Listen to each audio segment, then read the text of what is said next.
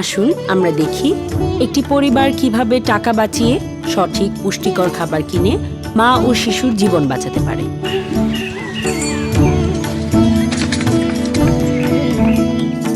আরে ভাবি, আমজাদ ভাই, আসেন আসেন।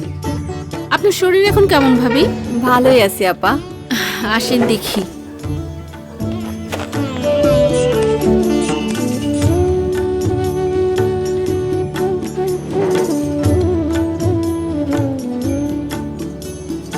খাওয়া দাওয়া যেভাবে করতে বলছিলাম করতেছেন তো? সেভাবেই তো খাইতেছি। বলেন তো কি কি খাচ্ছেন, আমি একটু শুনি।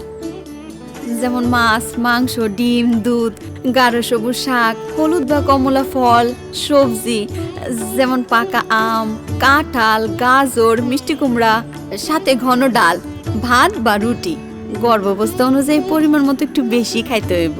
প্রত্যেক দিন আলাদা করে 2 বেলা একটি আয়রন ফলিক অ্যাসিড এবং একটা ক্যালসিয়াম ট্যাবলেট ভরা পেটে খাইতে হইব।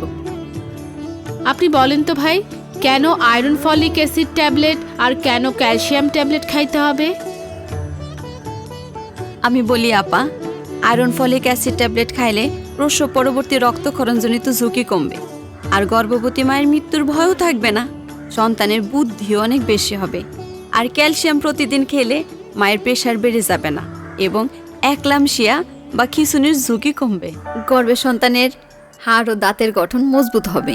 আপা, আপনি যেভাবে বলছেন সেইভাবে খাইলে তো অনেক টাকার দরকার। হ্যাঁ দোস্ত, বল, তোর ভাবির নিয়ে স্বাস্থ্যকেন্দ্রে আসছি। আমজাদ ভাই, দামি মোবাইল কিনলেন কেমনি? অনেক দিনের শখ ছিল একটা দামি মোবাইলের, তাই সংসারের অন্যান্য খরচ থেকে টাকা বাঁচায় কিনছি। আপনার সন্তান কি আপনার শখের চেয়ে বড় না? কি কোন আপা, শখের সাথে কি সন্তানের তুলনা চলে? খুবই ভালো কথা।